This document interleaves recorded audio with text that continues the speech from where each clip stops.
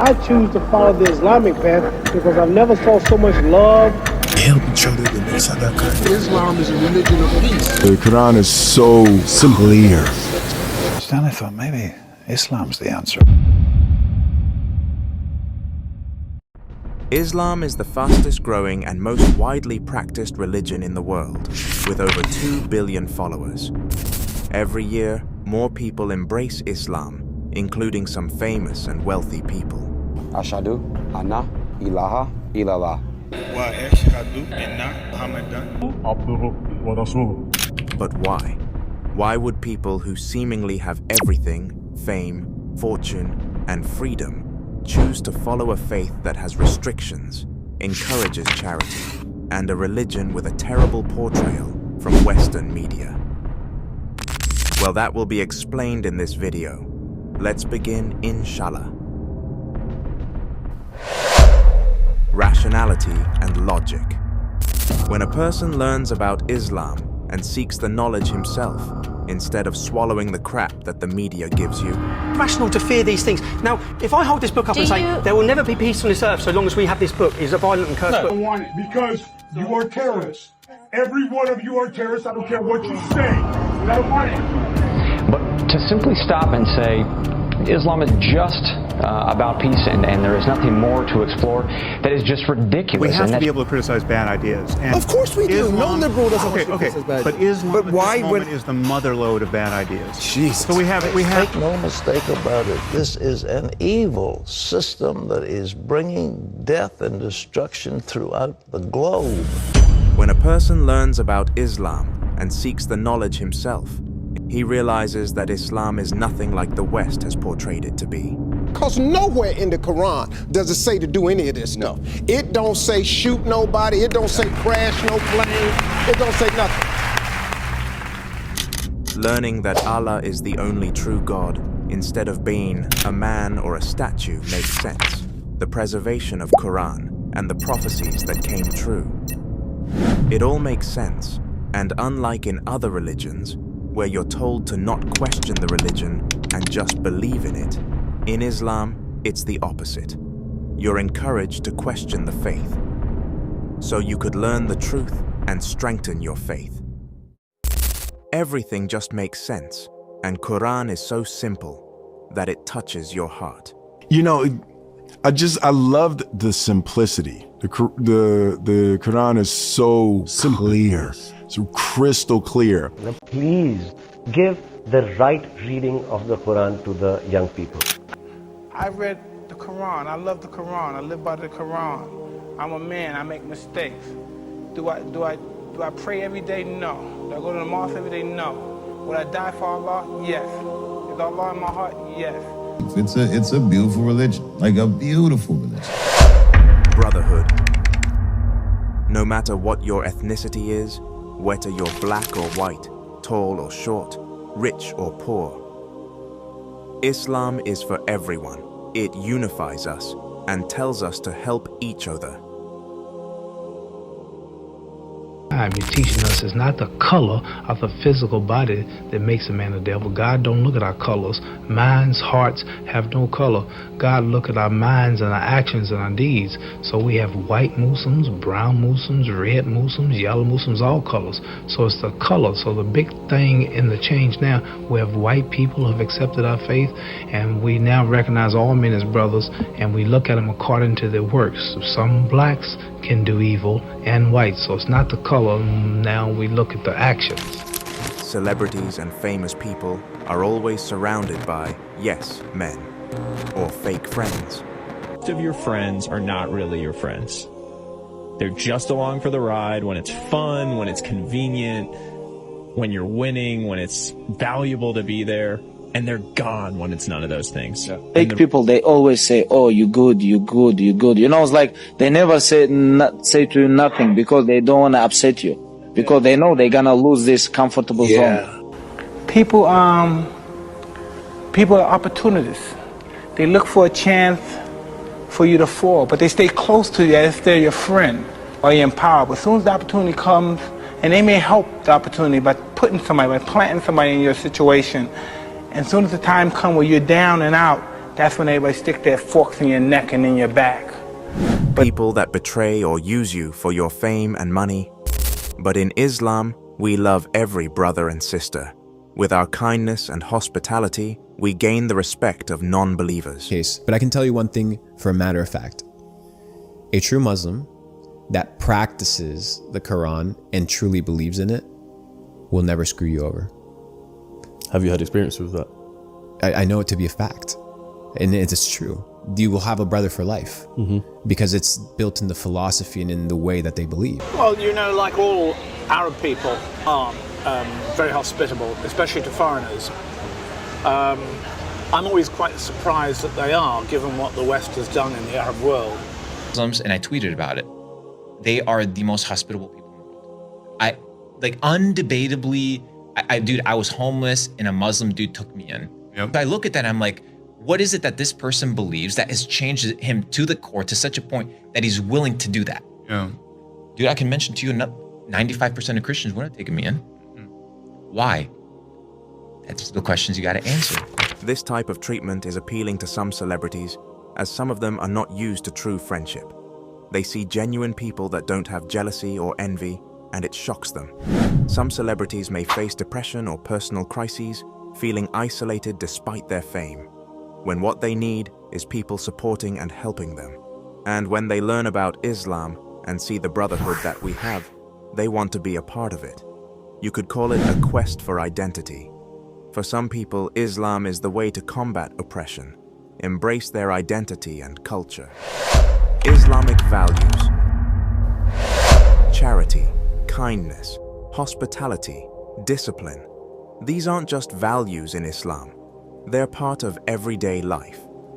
Islam teaches us to give back, to be generous, to feed our neighbors, and to carry ourselves with humility. The hadith says the best charity you can ever give is that which you are giving someone in need. When you yourself are in need, you are fearing poverty, and yet you are giving. Don't ever walk past an individual, brother and sister, thinking that you are better than them, no matter how much of knowledge you have acquired. Wallahi, you don't know, he might have a secret act just between him and Allah Azza wa Jal, and nobody knows about. كَم مِّن مَجْهُولٍ فِي الْأَرْضِ مَعْلُومٍ فِي السَّمَاءِ. The saying goes, there's many people that are unknown on the earth, but they are known to Allah. Don't appear to people exactly in your reality. Appear to people a little bit less than your reality. That's called humbleness.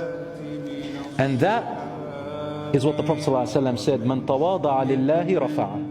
Whoever humbles themselves for the sake of Allah, Allah will lift them. Religion teaches this to me, to be a nice person, to be a good man, to be a good family man, you know, it's like to be a good neighbor, to be a good friend. This is only because of my religion, because of my faith. It's these simple, meaningful acts that often leave a lasting impression, especially on non-believers. When they see these values in action, they start to realize the beauty in Islam, how it encourages not only self-discipline, but also genuine care for others. For celebrities, who are often surrounded by people who want something from them, this can be eye-opening. They're used to dealing with egos, greed, and competition. So when they encounter people who are genuinely kind, who act out of compassion rather than personal gain, it can really touch their hearts. It's a different kind of warmth, a sincerity that stands out in a world where many relationships can feel transactional. And for those who face the pressure and isolation that fame can bring, Islamic values can feel like a breath of fresh air. Fame can come with so much negativity, so much scrutiny. But in Islam, they find a sense of peace and support, a community that's there for them without expecting anything in return. That's a powerful thing for someone who might feel lost in the chaos of fame. For many, this is where they find balance, purpose, and the kind of inner peace they've been searching for. Let's now look at why these celebrities reverted to Islam. Starting with Muhammed Ali, he was a legendary boxer and cultural icon, known for his skill, charisma, and activism. So I choose to follow the Islamic path because I've never saw so much love. I never saw so many people hugging each other, kissing each other, pray every 5 times a day. It's not the color of the physical body that makes a man a devil. God don't look at our colors. Minds, hearts have no color. God look at our minds and our actions and our deeds. Brother, I chose the Islamic path because it connected me. As a Christian in America, I couldn't go to the white churches. Well, it did them good. It didn't do me good. I saw Jesus Christ. I saw a white man with blonde and blue eyes. I look at the Lord's Supper in Christianity. I see all white people. All the pictures of angels are white. Why come we never go to heaven? I look at Peter was white. Mary was white. Paul was white. God's son Jesus was white. Everything was white. Tarzan, the king of the jungles, he was white. So the only thing that made me feel good, the only thing that made me feel free, that connected me with Saudi Arabia, the Islamic religion, connected me with Pakistan, Morocco, Syria. I sat down with Colonel Gaddafi, had dinner in his palace, stayed overnight because I'm a Muslim. As a Christian, I never could sit with Christian leaders. As a Muslim, I sat with Sadat, I sat with President Nasser, Marcos of the Philippines, Ayub Khan of Pakistan before he died. I've been sat with kings of Sheikh Zayed of Abu Dhabi. Kings and people of these nations have welcomed me as a brother, and I'm a citizen, and now in America, I'm respected by all colors and throughout the world as a Muslim. Next is Paul Pogba, a famous footballer who is actually a revert, even though many think he is born Muslim. Converting to Islam, from what you've read and seen, what did that do for him, and also what has it done for you? I think it gave me an identity. Give me like, you know, sometimes you question yourself in life about everything. Why something happened to me, why is this, why is that, you know, and I think Islam gave me this guide, you know, the Quran gave me a guide of who to be and why you are here in life. So I think he opened my eyes more. You know what? The truth is there. It's right in front of me. The last religion, you know, and I was lucky that I had good people that was talking to me good, because I know a lot of people, sometimes when you speak about religion, they get offended and they say, yeah, but it's this and that, and they go very deep. Are you going to hell and stuff? And it's not the way. It's not the way to speak about the religion, it's to speak about Islam. So I had very good friends, and I see them pray, I see them fast every time, you know, when it was Ramadan. I see them all together making food, and I was like, I like that. That looks more like a religion than why we don't do this, why we don't pray together. Like why Christians, they don't pray together. Why this, why that? That for me, this is everyone pray the same way. They help each other, they make sadaqah and stuff. Like this is more like me, I think, you know, and this is just the way I got closer and I convert. Let's now hear Mike Tyson talk about his conversion and how he feels about Islam. Salvation, his understanding, he enlightened me. You know what I mean? Before I became a Muslim, I've known Muslims all my life, you know what I mean? But I never had any inclination of becoming a Muslim because I didn't think their conduct was, I thought it was all hypocritical. But then when you run into people individuality, a Muslim is just your conduct. And when you conduct yourself Islamically, and only God can judge you, basically. You know what I mean? Men judges men's action, God judges your heart. I like to believe I'm a better individual now. But you know, I keep my salvation with Allah. I try to get on my prayers, and I should pray more than I do.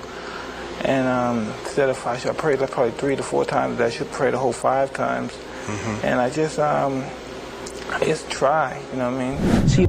A comedian, Dave Chapelle, is also a revert. Let's hear his story. You're a Muslim? I am. When did you become Muslim? When I was 17. What were the circumstances? When I was 17, I was living in Washington, and there was a pizza shop across from my house. And it was like all these Muslim dudes that worked in there. And I used to go in there and crack jokes. And I was a naturally curious guy, and I would ask him questions about his religion. And the guy was so passionate about it, it was very compelling. I like the perspective of it, and I think these things informed my decision that I wanted to have a meaningful life. Islam, as it's been presented in the public space, is such a narrow and dismissive view of a religious belief. It's a beautiful religion, like a beautiful religion. As we seen when you converted to Islam, that was something that was dope. Was that something, tell me about that real quick. Was that something that you picked up from inside? Was that something that you always kind of been feeling that you wanted to gravitate to? It's not something I picked up inside, but it was something that I feel as though I needed. You know what I mean? I'm still like, learning and things like that. Like I'm not full blown like into it, because I have other things too, but I'm still learning and educating myself, you know what I mean? But I feel as though I needed someone when, when there's nobody around, you need someone to call on, you know what I mean? So I felt as though that was my main, like, why I wanted to, switch over to Islam. Any one thing that convinced you to change, to become a Muslim? Islam to me feels like a tailor-made suit for me in my life. So it felt right to you? It feels right, and I felt, it's not about, well, this is what my mother was, so this is what I'm gonna be. It's about finding your own journey, and here I am now. Who knows where it's gonna lead me? But I was just pointing out why I resonate with Islam, why it makes sense for me, because the only person that we should submit to and that we should pray to should be the one creator of the universe, which is Allah. He created the universe and we love him for it. Perfect. It makes the most sense to me. I don't want to say like Jesus is also God and he's also a man and there's the Holy Spirit and Christ is God because he rose, so he's a man. It doesn't make sense. I do just say that I've became a Muslim. I've always believed in God. I was supposed to. I was a Christian, but I've never been christened. So does that make me a Christian? But I just wasn't religious. I wouldn't go to church. It's never really interested. What made you make that choice? To be honest with you, it is a beautiful and simple religion. And once I was introduced to it, now before I walked into a mosque, I wasn't religious and I didn't have any ideas in my head that I was actually going to become a Muslim. But once I walked in there, I felt something extremely powerful that, please believe me, I've been in a lot of places and I thought, wow, like what, like it felt genuinely like something had come and touched me, genuinely. And like something was trying to get through or something was trying to speak to me. And to be honest with you, I'm not the sort of person that believed in all that sort of stuff. But because I've walked into this mosque, I thought, wow. So I thought I am, and I was always interested in it before. And once I started reading the Quran, I got given a Quran by the Imam that I was in the mosque, and I thought, I'm going to look into this. And once I looked into it, I thought, wow, I'm really compatible with this. This is going to help me in this life and the next.